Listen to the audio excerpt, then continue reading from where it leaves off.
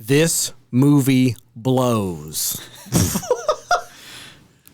The only reason this film receives good reviews is because it was beloved by children in the 90s who are now too stubborn and blinded by nostalgia to see it's a steaming turd. Well, that is so incorrect. I actually kind of feel attacked right now. From the 90s, that is incorrect. This film gets a Dookie water out of 10. What kind of scale is that? Where's the rubric? I want to see it. I don't think you do. That was a 1-star review from IMDb.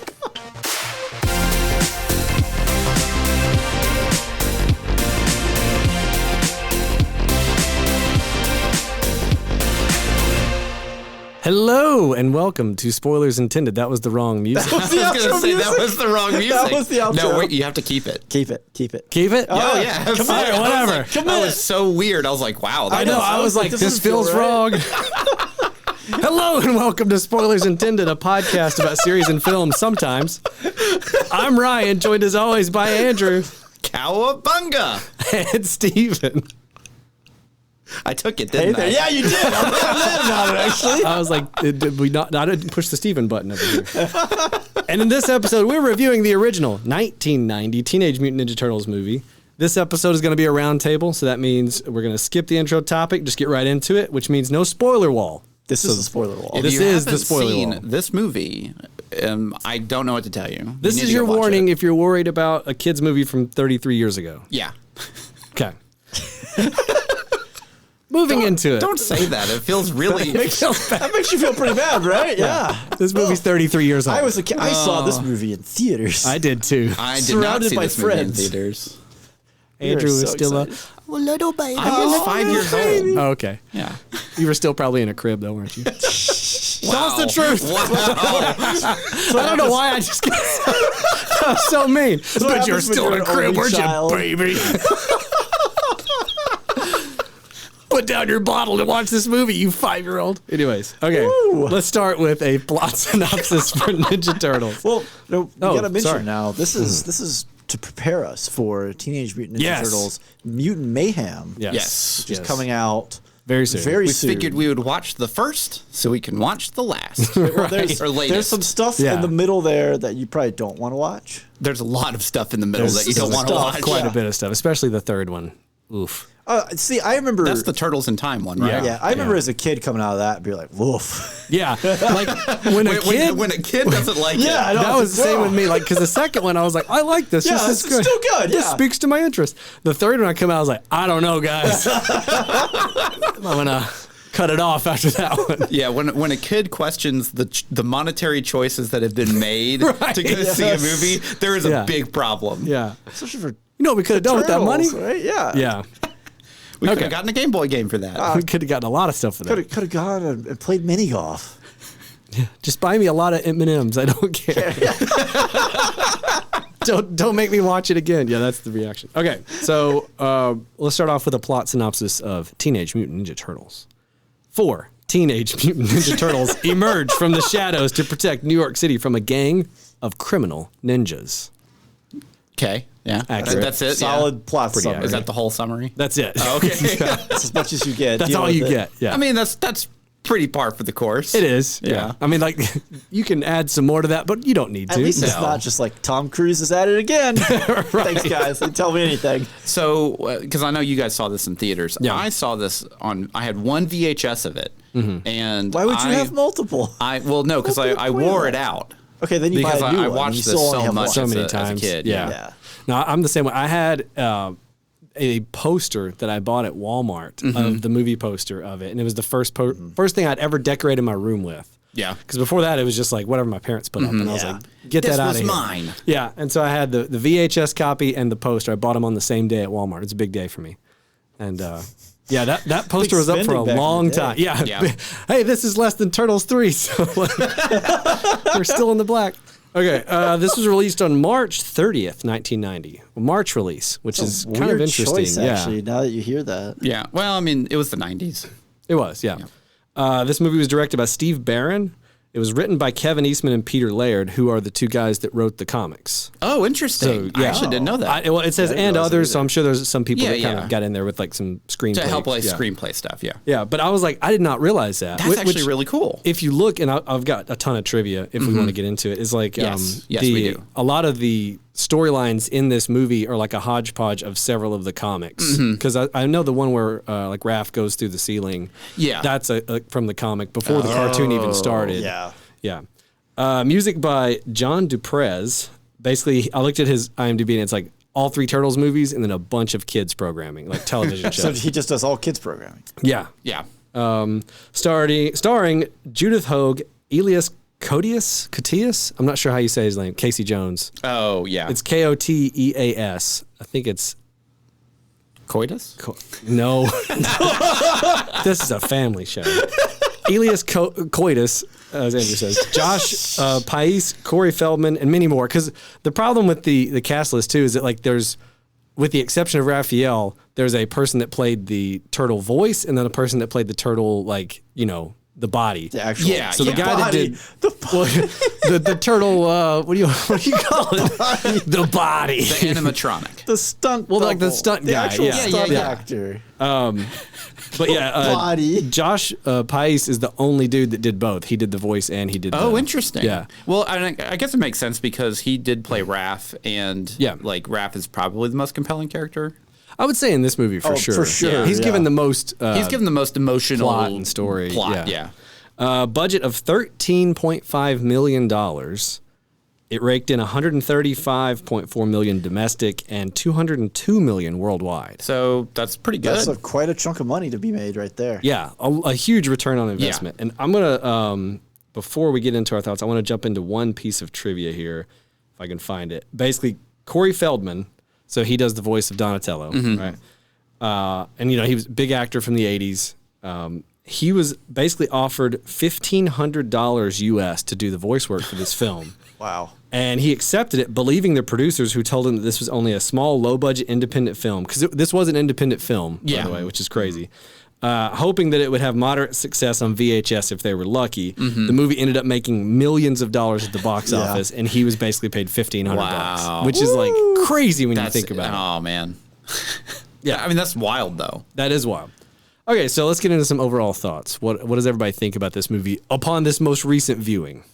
I mean, it's definitely one of those films where like stuff just kind of happens. Yeah, but that's not I don't think that's necessarily a bad thing. At the end of the day, it is meant to be effectively a kid's film. It is, yeah, or a film for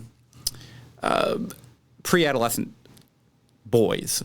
Pretty much. I mean, I think you'd say a kid's film. Like, to me, it's weird because there's a lot of cursing. And I remember as a kid... They do say damn a lot. They do. They do.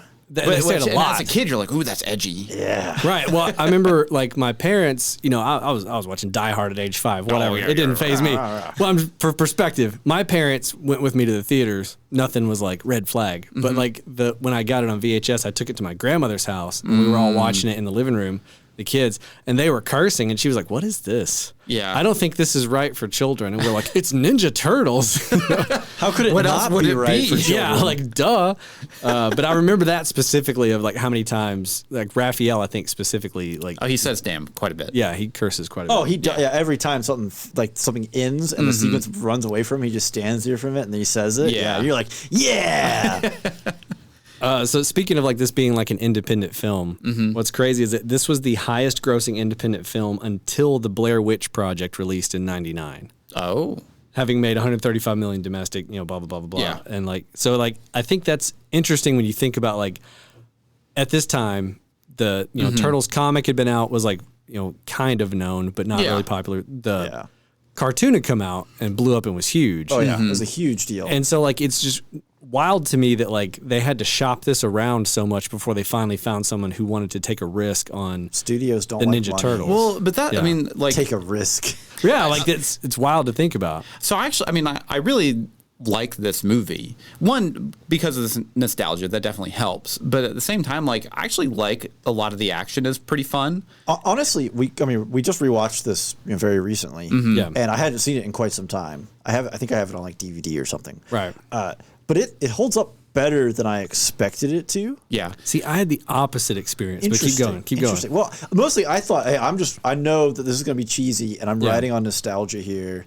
Because I used to have the VHSs of the cartoon. Yeah. And I've watched some of those just on like YouTube or whatever. I'm like, man, was I stupid as a kid? Like, what's wrong with me? Why did I like this? It's the same way when you watch like an old episode of Transformers or G.I. Joe, and you're like, I remember there being a plot. There's no plot here. This is so cool. And like you watch it now, you're like, man, this is terrible. Yeah. Well, so the thing that really impressed me watching it this time and having a little bit more of, I'll say, a critical eye for martial art stuff is they do a lot of stuff in these suits. Quite a bit, yeah. They do, yeah. Which is really impressive. Of extra rubber. But my experience is like I watched it like, I wore my VHS out as well. I'm probably pretty sure I had 2 VHSs because the first one wore out so much.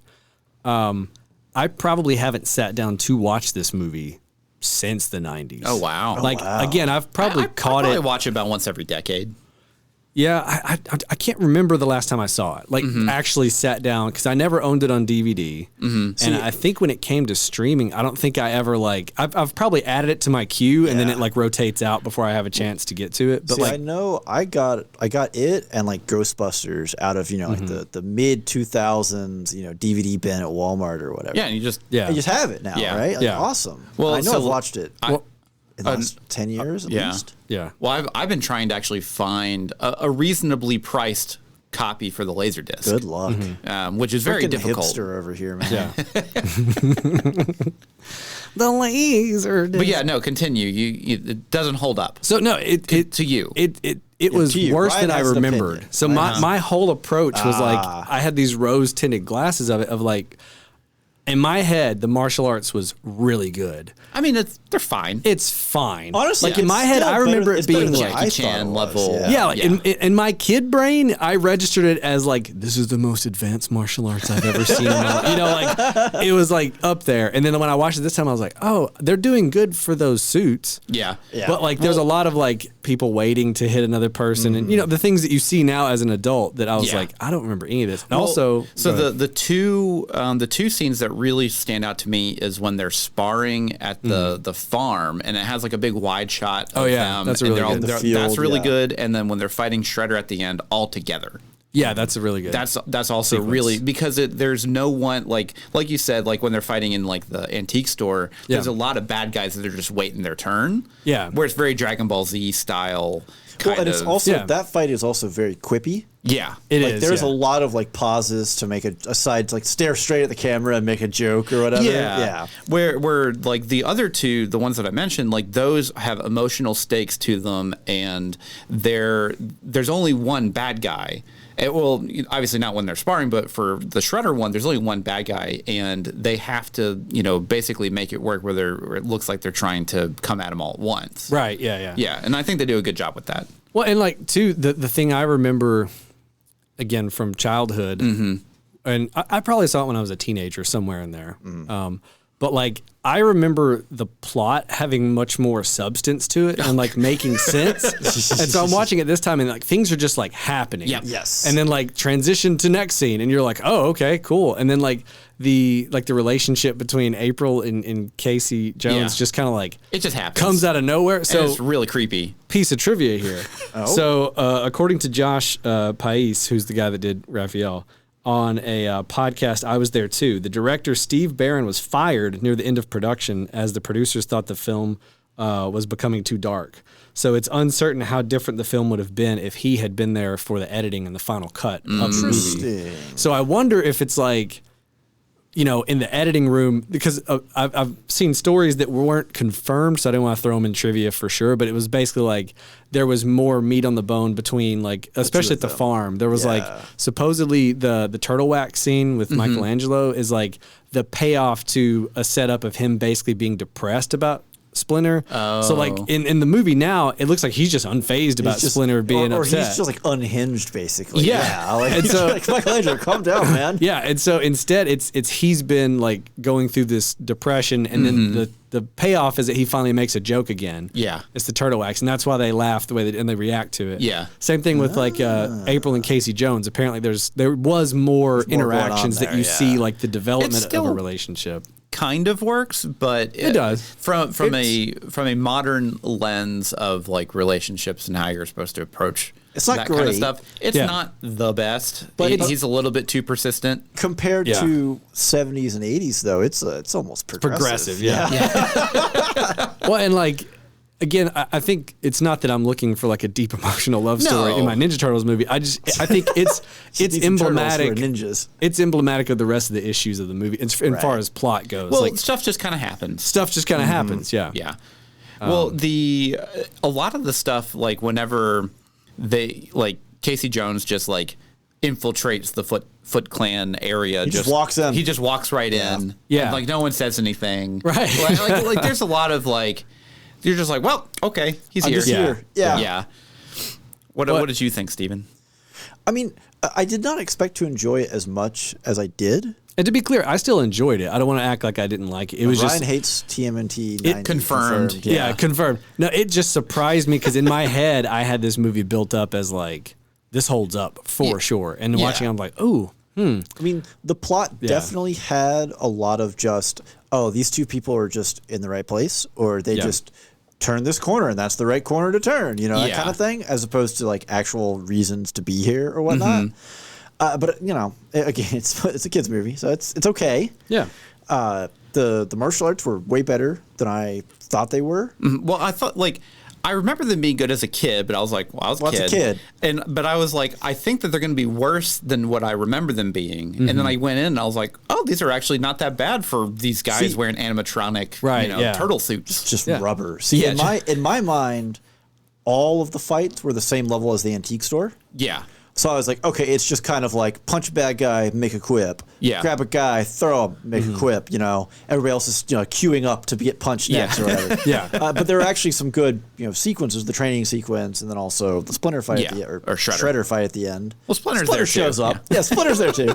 Yeah. I always love the way he throws Shredder off of the thing using the nunchucks as leverage. Oh yeah.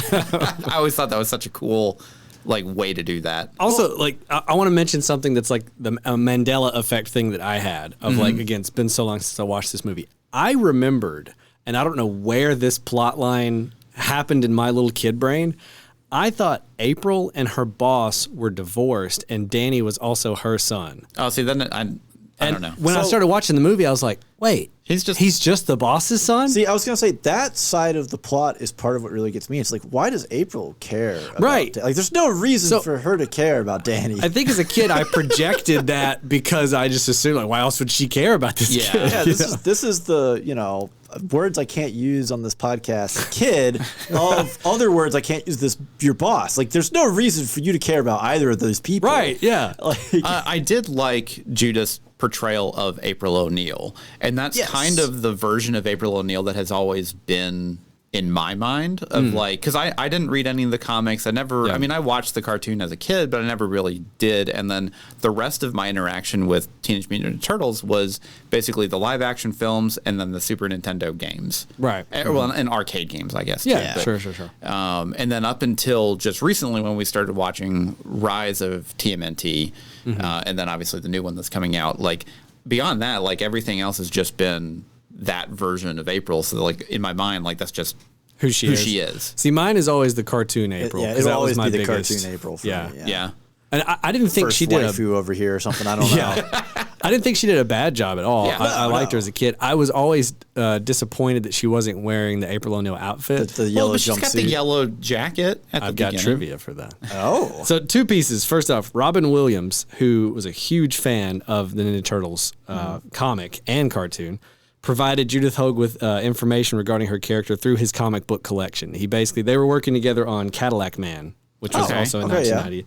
And when Turtles went into production and she was basically, cast for it, he was like, come here. And he showed her all of his comics and was trying to explain the dynamic and all that. So he's just nerding out. Judith Hoag was not asked to reprise her role as April in the film sequels due to her own personal complaining. So particularly about the 6-day schedule. So I'm assuming they shot the whole thing over 6 days, which seems crazy. Insane. Or maybe it's 6 days a week. It's got to be 6 days a week. There's no way they shot all of her parts. I know even he in 6 said days. this was an indie film. ish. Yeah. So maybe it was like a money saving measure of, hey, we only have 4 days in this No, it had to be like a 6-day work out. week or something. But she complained about that. She also did not like the amount of violence in the movie, which Jim Henson also had like objections with that because they did the animatronics. Yeah. It was the last movie Jim Henson worked on before he passed away, and I think he owed a favor to the director basically because that director did what was it? There was like a Jim Henson like an anthology show on TV. Like like the story series, like Jim Henson stories or something maybe like that. He directed like an episode of that and they became buddies. So he's like, yeah, I'll help you out with this Ninja Turtles thing. And he didn't care for the violence either, which to me, it's like, I mean, I guess Shredder does get totally crushed. In a, Casey Jones just murders literally dumpstered. Yeah, he totally destroys this man. You see blood and everything. No, you don't see blood. Do you not? No, it's there's like, no blood. Is it oil? There's something liquid in there. Yeah, there's oil. It's blood. I mean, it's blood. We all know it's blood. Yeah. So, anyways, I feel like she was not asked to reprise her role because she was complaining. I won't lie. I find it interesting that one. Let me just put myself in her shoes. Robin Williams coming at me like a spider monkey to nerd out about comic books. What a dream come true for both me in the 90s and also me right now. But two, like if your introduction to these characters was like, here, look at these comic books. Like the comic books were really violent. They were dark. Yeah. Like the original comics were not for kids. So the original comics were started as like a spoof of Daredevil. So that's why instead of fighting the hand, they fight the foot. Yeah. Right? Like that's like the But Yeah. And then like I think once the comics came out and they were like, oh, these are really good, and they got really popular, they're really? Because they were just like Teenage Mutant, like it's like 4 random words. Yeah. You know, it was almost like a writing prompt, I want to think. Cool. Like Atlas, They had ChatGPT back then. so we're gonna have ninjas who are teenagers. But what's something they could be that would be difficult to be a ninja? A turtle, yeah. Yeah. So you can't be a turtle ninja. Well, they're mutants. Oh, yeah. It's all the rage now. I can hear that writing room right now, yeah. Like the X-Men. But yeah, the April O'Neil, so basically the director wanted to like mimic the look of the cartoon yellow jumpsuit or whatever. And had like red, a big head of red hair or whatever. But Judith Hoag, when she found this jumpsuit horrifying. I don't blame her. And the idea was nixed. And then so the yellow raincoat she wears is like it's the substitute. It's the homage. I mean, it's an homage to it. It's the live action. Like you can't really pull that jumpsuit off in live action. See, here's the thing. I think in the 90s you couldn't. I think there's a way nowadays. I think we've gotten a lot better with costuming to make stuff work. You could better. pull it off nowadays, but at the same time, it would be incredibly sexist. Oh, it would, yeah, for sure. Just to be honest here, I vaguely feel, and again, this is not now, but I vaguely feel that the Michael Bay one had what's her name in a yellow jumpsuit. Who was in the Michael Bay? I never saw the Michael Bay one. That's a great question. They had noses, and I was out. I didn't even go to the theater. Megan Fox. Was she April O'Neil? Yeah. Wow. Michael from Bay Transformers liked to Megan Fox. Did she have the yellow jumpsuit? TMNT. While you're looking, I'm looking it up. No, maybe she doesn't have. I'll hit us with some more. She has a yellow jacket on. Okay, that's about it. Yeah, she's got the yellow jacket. Yeah, she just did the but it's just very 2000s. T-shirt and a yellow Yeah. jacket. Trivia. You said you had trivia. Yes. Sorry, we got off on We're a on a tangent. No, tangent. it's okay. Yeah, I think you could probably do the yellow jumpsuit in a way that's not sexist and doesn't look like a cartoon, but it like would take someone that knows costume design. They have to know what they're doing. Yeah, and I feel like especially in like just look at the Mario Brothers movie. Like in the 90s. I don't think they were putting the amount of effort into, you know what I mean? Like that. Oh, it's just a kid's film. That's fun. Yeah, like I feel like that was probably Kids a lot. will watch anything. Well, so when she saw this jumpsuit that they made for, I'm sure it was horrendous. It was probably horrifying. Yeah. Well, so I was gonna say now, like since we're talking about kids and stuff, I do like the fact that this was very much their version of like the bad kids are the ones that skateboard and smoke cigarettes and steal TVs and VCRs. Yeah, it's a very like I want to know what like the whole point was for like the Shredder clan or the Foot clan. What was their goal? Yeah, what was the goal? To just like take a bunch of technology and make money off of it? Criminal organization. Are they gonna hawk it and then take that money and Do something? Get rich. Yeah, like what's the goal here? Step 1, steal stuff. Step 2, sell it. Step 3, profit. That's like, it. That's it. Yeah. That's like on a wall. Well, what was it? Like Shredder came from Japan to America, and he's like, I want to live the American dream in the way that I know how.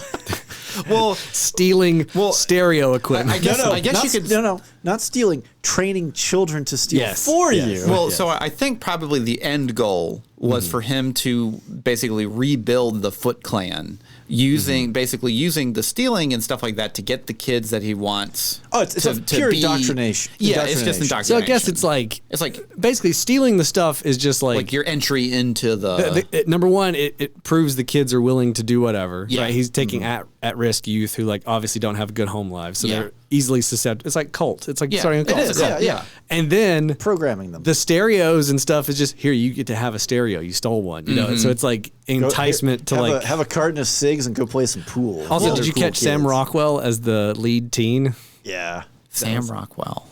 Yeah, Sam Rockwell. Who's that?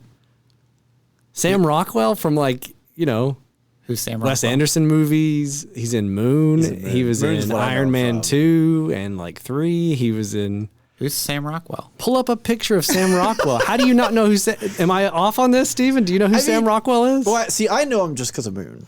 That's my base level. I've known him from a lot of understanding stuff. of him. Sam Rockwell. He's in a lot of stuff. Yeah. Okay, what movies was he in? He's in this too as the lead teen. He was in The Green Mile. I've seen that. Yeah. Oh yeah. He was He's in Galaxy Quest. I've seen that. Yeah.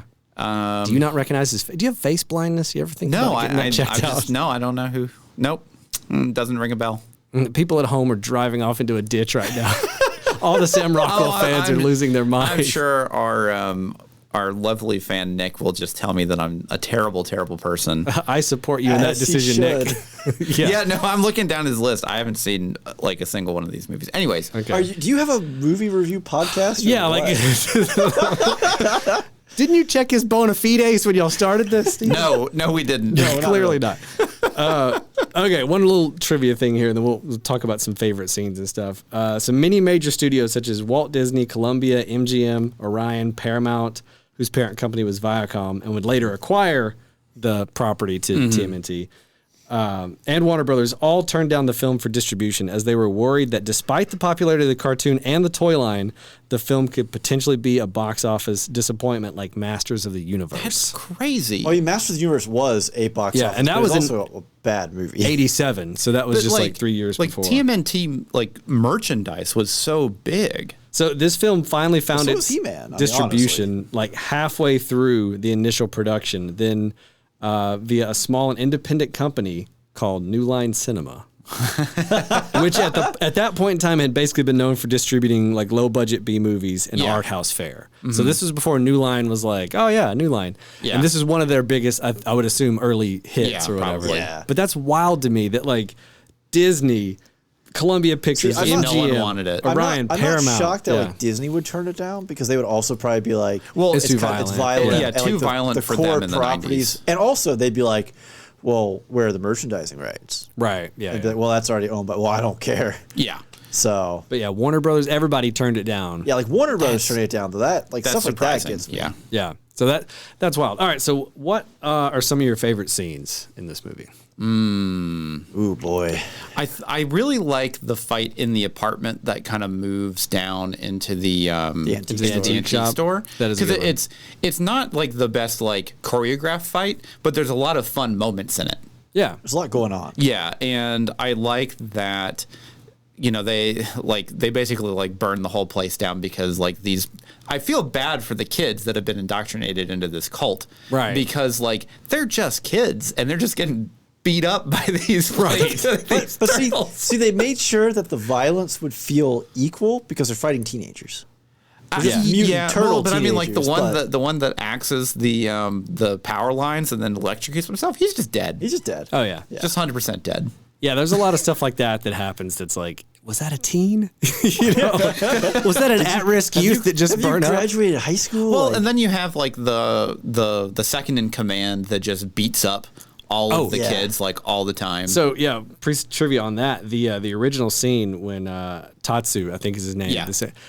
That kid was supposed to die in the original cut. Oh, really? And they had to add in like the he's still alive. breathing. Yeah. Like that stuff, because like that's how dark they were going. Was like he just straight up killed a kid in the original, the way they shot it. So, but I think I like that whole fight, but I think my favorite part of the whole film though is when I think it's Donatello is basically drawing or doing portraits of all of the characters while they're at the farm. Or is that Michelangelo? It's April who does all the drawings. Yeah. No, is it? Yeah. She's the one doing the drawing. She's doing the drawing of the turtles. Yeah. But I like that kind of like little bit where she's narrating. Yeah. Well, it's a good piece of exposition to be like, hey, time is passing, but we're not going to sit here for 30 minutes and show you 6 months go by. Well, and it's a good kind of like show don't tell of like their kind of mental states and that kind of stuff. She's a reporter. She's literally reporting on how the people around her are doing, and also giving you the little sketches. Yeah.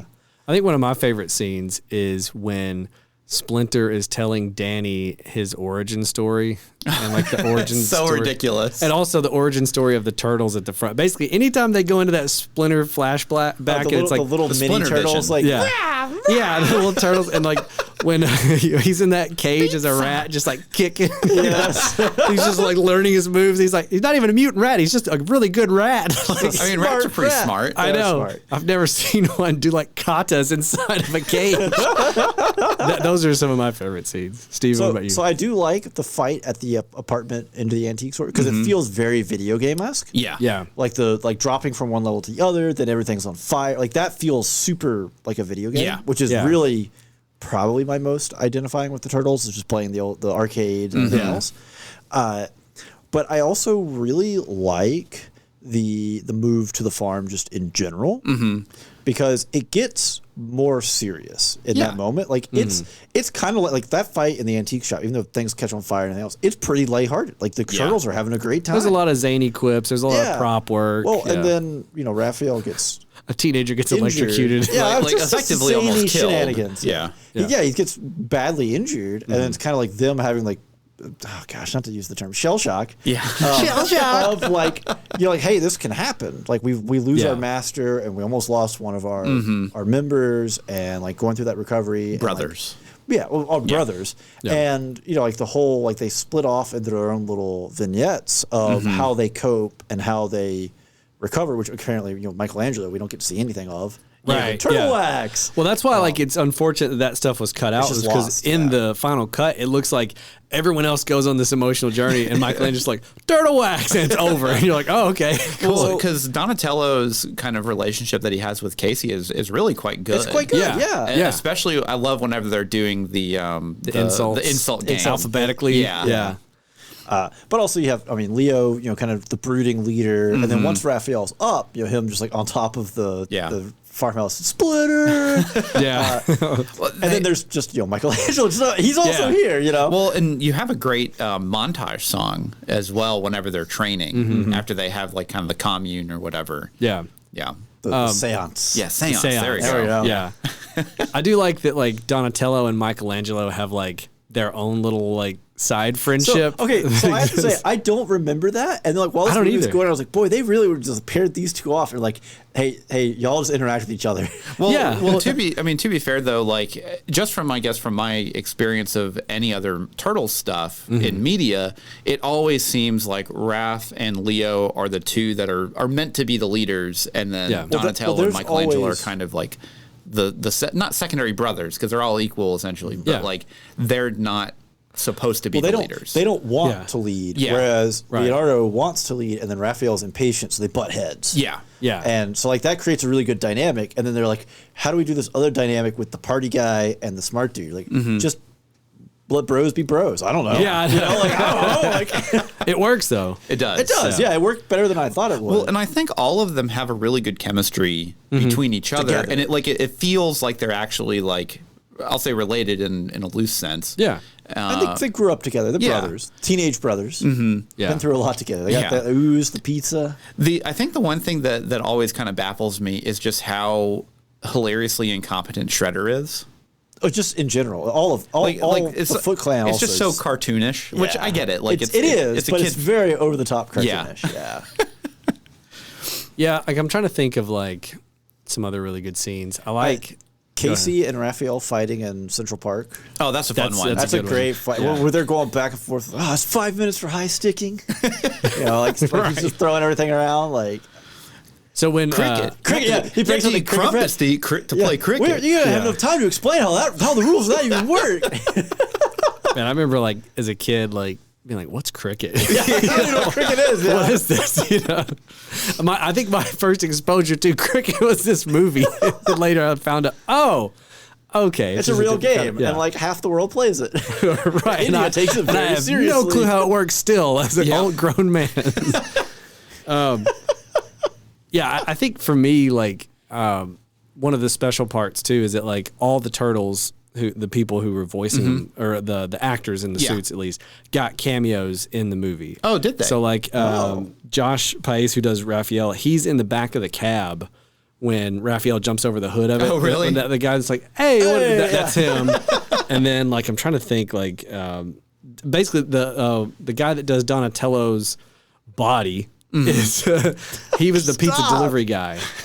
Oh, he was? Or maybe the first pizza delivery kid, the younger one. Wise man says never pay full price for late pizza. Yeah. I always think about that line whenever I'm ordering pizza. You order order pizza? Every time. Do you say that to every delivery driver? No, like, only Domino's. Well, that's okay because they deserve it. What's crazy is Domino's is featured, in the movie, but Pizza Hut got the actual like partnership. Yeah. So like they had all the merchandising and like which I always find really interesting because like in my mind, Domino's is the pizza for Turtles, but then at the same time, like I know and I remember Pizza Hut was the one that had like everything, the branded, which is just crazy. It is. It's like that's like what did Domino's do to lose that? They just deal? felt like it was a slam dunk. And Negotiations. Pizza Hut down. Was like, what if I got brought money? Yeah, yeah. Like, but it's like they clearly went to Domino's while filming and was like, "Hey, we're gonna like feature," and they're like, "Yeah, here's like $100 or whatever," you know.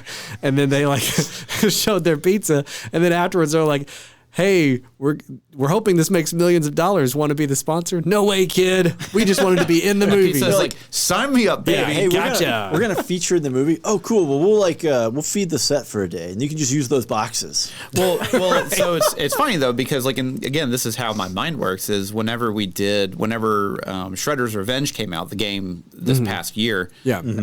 And it came out, we did a big TMNT night where we all like got like 6 people together and we all played. Yeah. And I ordered Domino's pizza. Yeah. Because like, why would I order Pizza Hut?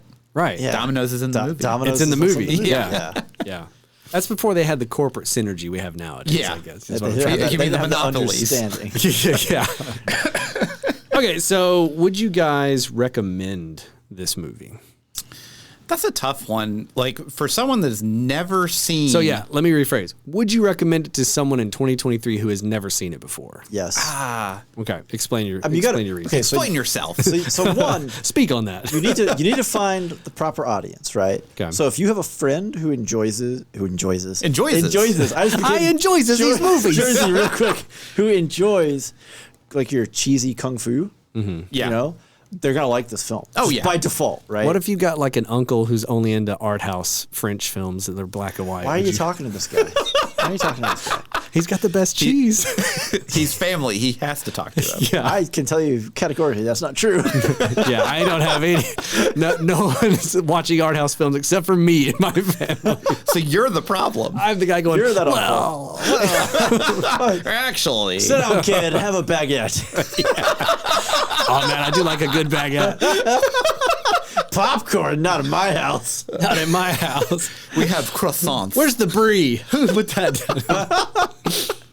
But no, I mean, I think you can make this appeal to the right person. I mean, my wife enjoyed it. She's never seen... I thought you were about to say she watched nothing but art house movies. No.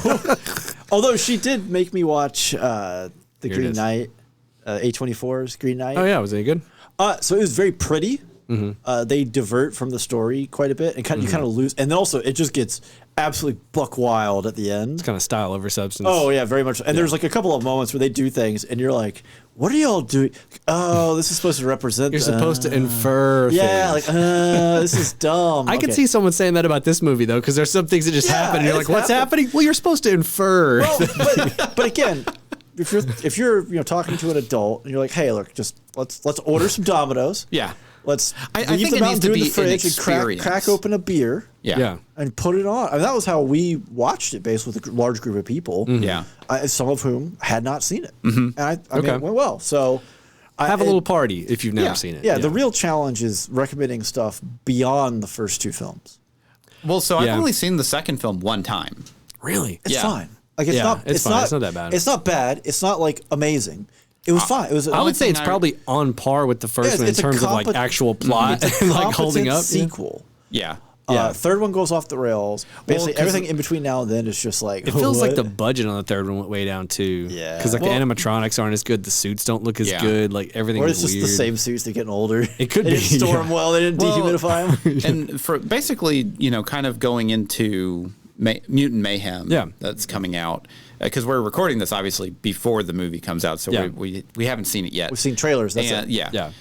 Like just from that, the movie looks quite good, but then also it really feels like TMNT has always been kind of like a consistent product that has just either gotten reboots or new shows or whatever throughout the past 3 decades. Yeah. But this one, every time I think about it, I always go back to this one, right? And just kind of like the style and feel that it kind of has, and the new one kind of has that same vibe to it to me. Well, I feel like what the new one has that like.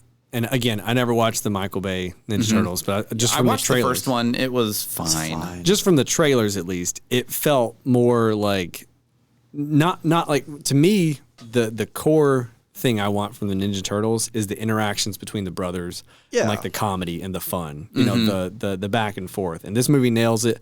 The new movie looks like it's going to nail it based off the trailers. Yeah. And that's the thing that I never really saw. Like the Michael Bay stuff had too much Michael Bay humor in it, and it didn't feel right. It never felt like the chemistry clicked. It did. Yeah. It didn't vibe. Yeah. There we go. Yeah. It didn't have the same. So far, from what we've seen of the trailers, it does feel like Mutant Mayhem, theoretically, fingers crossed, gets it. Yeah, it understands kind of what they're about, and apparently, Seth Rogen as a kid, essentially, like permanent man-child. Permanent man-child. Yeah, his words, not mine.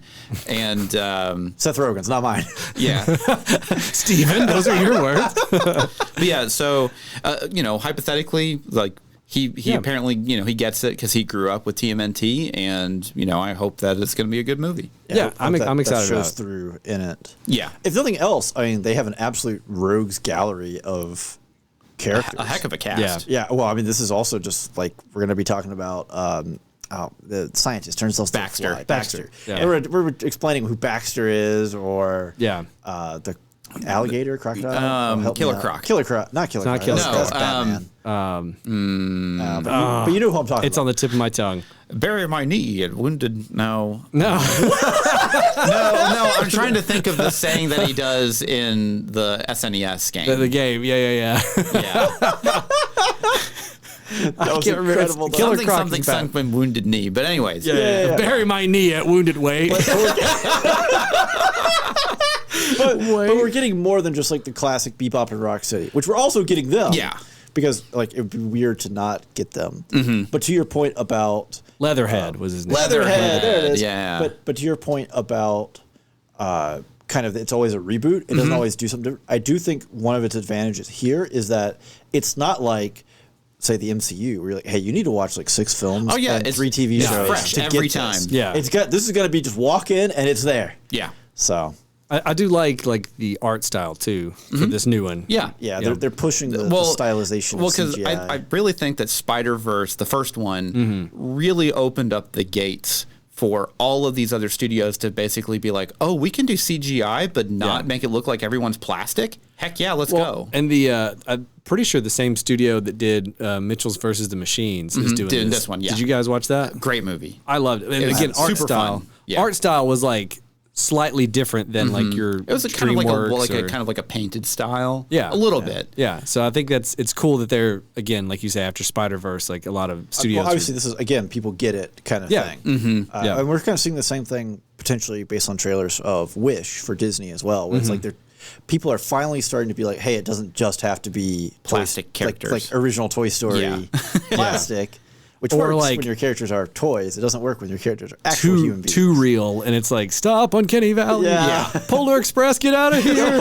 All them dead eyes. I don't want to look at dead-eyed Tom Hanks. the kid with the glasses. It's just like, Oh, yeah. Oh. Just shivers. I just got cold. Like, I still think about him every night, and I wake up in a cold sweat. Just screaming. Your wife's like, was it the kid from Polar Express again? Of course it was. Who do you think? He's the Baba Yaga. All right, I think that's enough talking about Ninja Turtles for one episode. Yep. But there'll be another. There will definitely be another one. Yeah. But, let's talk a little bit about our Patreon. Yeah. Sure. Promote the Patreon. For $1 Yeah. right now, you can support the show. And always.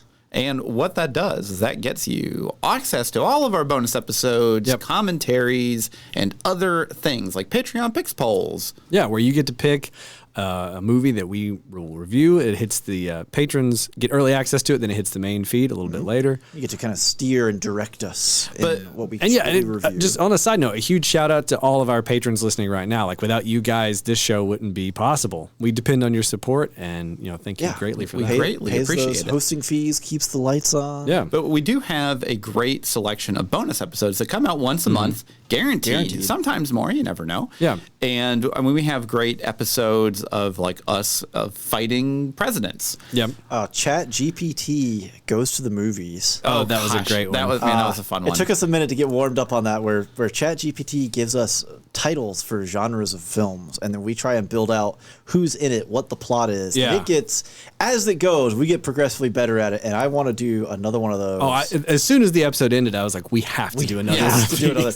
Well, and what we also did too is we basically went into an AI image generator and then made movie, I'll say posters, not like promotional images. Promotional images for the movies that we tried to turn our crazy out. ideas into images, and it worked a little bit. Sometimes better than others. Sometimes better than others. Some of the shared test results were not so great. Yeah.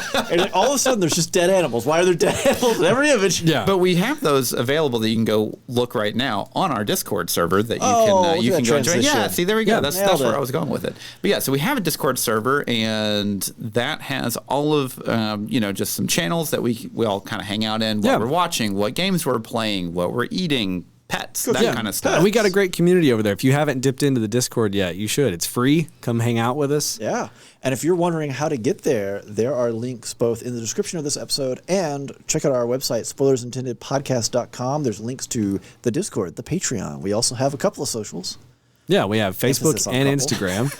And you should definitely follow us there. We post some behind the scenes stuff, and we try to post, what we're going to be reviewing the next week so you can watch along with us.